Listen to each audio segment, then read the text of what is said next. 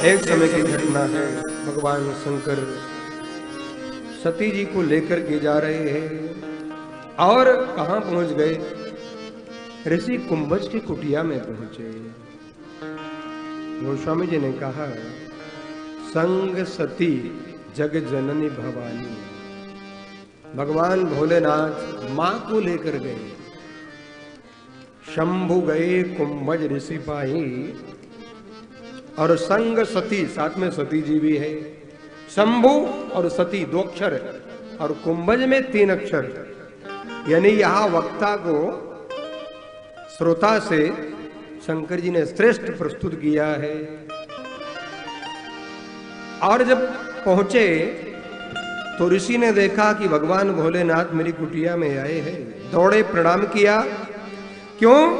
क्योंकि मेरा सौभाग्य है कोई महापुरुष आए। और कई बार ऐसा होता है, बड़े बड़े संतों का आपस में मिलन होता है, विद्वानों का मिलन होता है। अब एक विद्वान दूसरे विद्वान का सम्मान भी करता है और वही विद्वान आपस में फिर कथा भी सुनते सुनाते हैं। ये परस्पर संबंध है भाई। कोई विद्वान कथा सुनना चाहे तो कोई दूसरे विद्वान के यहां जाएगा ही जाएगा। अब कोई बहुत बड़ा विद्वान है, उसे कथा सुननी है तो सामने वाले विद्वान के सामने जाएगा। अच्छा, वो भी आदर करेगा क्योंकि आप आए हैं। इस नाते ऋषि कुंभज जी ने सम्मान किया कि भोलेनाथ हैं, त्रिलोकी के मालिक हैं। जो ही सम्मान किया तो सती जी का जो पारा था वो थोड़ा ऊपर चला गया। उनको लगा कि ये वक्ता नहीं हो सकती। क्यों? बोले हम श्रोता बनकर आए। उनका भाव ये है कि श्रोता आए, प्रणाम करे, वक्ता आराम से बैठा रहे, वक्ता कुछ भी ना बोले तो ही श्रेष्ठ माना जाए। शायद माँ का ये भाव था, इसलिए माँ के मन में भाव आ गया कि वक्ता ठीक नहीं है, ये हमारे सामने हाथ जोड़कर खड़े हैं, जो हाथ जोड़े खड़े हो क्या कथा सुनाएंगे। बस। अच्छा, इसका दूसरा भाव समझे। कई बार कोई सरल व्यक्ति मिल जाए तो सरल व्यक्ति की सरलता का गलत अर्थ नहीं लगाना चाहिए। बहुत से लोग क्या करते हैं, कोई सरल व्यक्ति हो, सज्जन व्यक्ति हो, कोई भोला व्यक्ति हो तो उसके भोलेपन का लाभ उठाते हैं, उसकी सरलता का गलत इस्तेमाल करते हैं।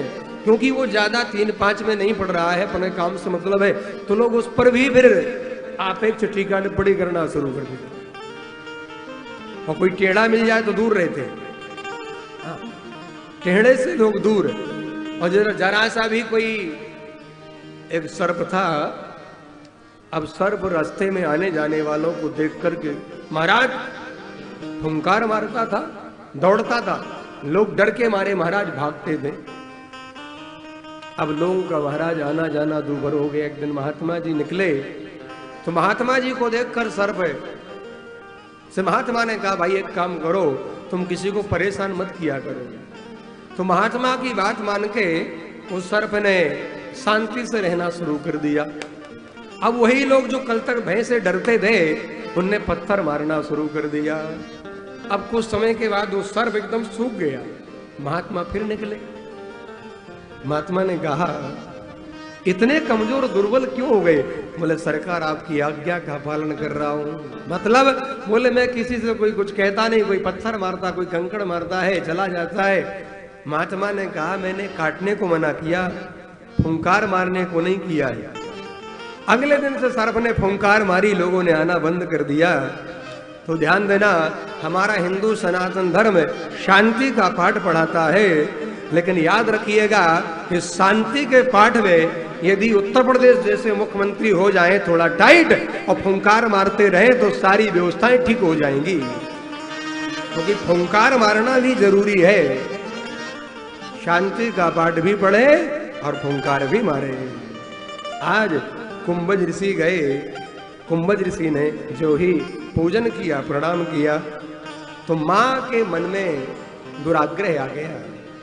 अब भोलेनाथ से पूछा ऋषिवर ने, आपका आगमन मेरी कुटिया में हुआ है, मैं आपकी क्या सेवा कर सकता हूं?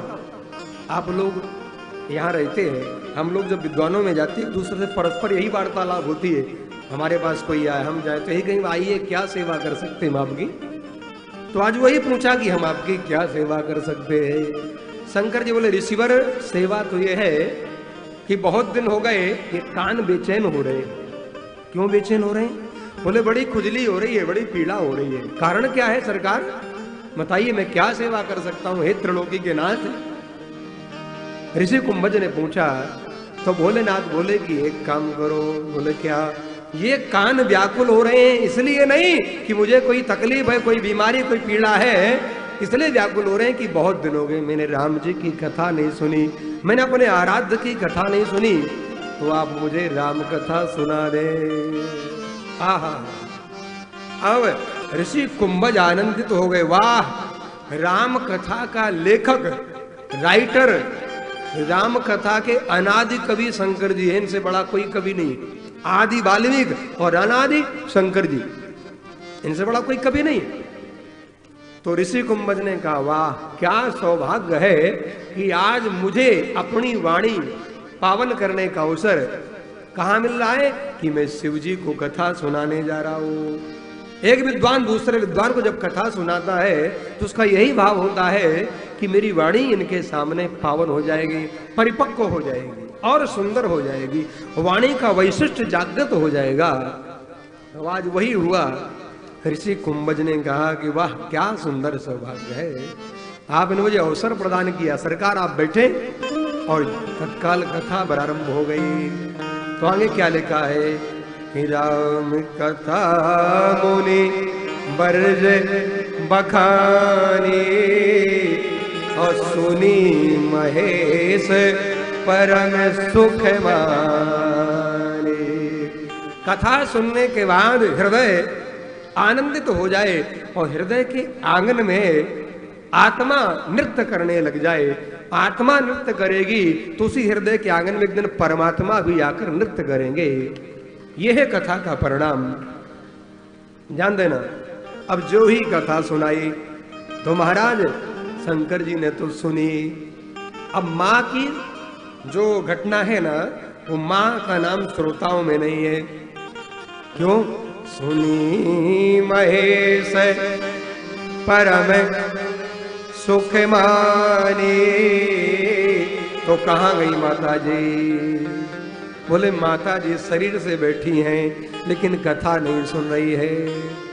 और ये शास्त्र कहता है व्यक्ति यहाँ बैठा हो और मन जाकर घर में हो, पता नहीं बहू क्या करेगी मेरे पीछे, पता नहीं बहू क्या लुटा देगी मेरे पीछे, पता नहीं। अब कोई सेठ जी यहाँ बैठ जाए और सोचे, अग्रवाल स्वीट सेंटर का सेठ यहाँ बैठकर सोचे मेरी मिठाई गड़बड़ ना हो जाए, तो जहां उसका मन है वहीं वो प्रेजेंट है।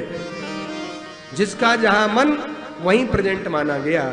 बॉडी कहीं पड़ी रहे उसे प्रेजेंट नहीं मानते हैं, अब्सेंट मानते हैं। तो सती जी की बॉडी तो है वहां पर, लेकिन सती जी का मन कथा में नहीं है। और प्यारे जिसका मन कथा में नहीं है उसे अब्सेंट कहा जाता है। इसलिए सती जी को आज ऋषि कुंभज ने यानी गोस्वामी तुलसीदास जी ने अब्सेंट कर दिया। आप बैठी लेकिन कथा में आप प्रेजेंट नहीं हो, आपकी हाजिरी कथा में नहीं है। इसलिए सुनी महेश परम सुख मानी। अब कथा पूरी हुई तो भोलेनाथ विचार करते इतनी सुंदर कथा सुनाई है, क्या आनंद आया, मैं इनको क्या भेंट में दूं। भाई श्रोता वक्ता कुछ देता अपनी सामर्थ्य के मुताबिक, क्या दूं? तो बोले निर्णय नहीं हो पा रहा था। तो भोलेनाथ ने जब देखा ऋषिवर की तरफ, तो ऋषि ने देखा बाबा की आंखों में ही इशारा हो गया। विद्वानों में आंखों में इशारा हो जाता है। एक बात ध्यान देना, यदि दो विद्वान मिलते हैं तो बहुत सारी वार्तालाप आंखों में हो जाती है, उनको बोलना नहीं पड़ता, इशारे में ही सब हो जाता है। तो आज मानो ऋषि भरद्वाज जी ने बाबा की तरफ देखा, बाबा ने उनकी तरफ देखा, इशारे में समझ के क्या चाहते हैं। ऋषि भरद्वाज सोचते हैं बाबा से क्या मांगना, मांगना है तो एक चीज मांग लो, क्या? राम जी की भक्ति। क्यों?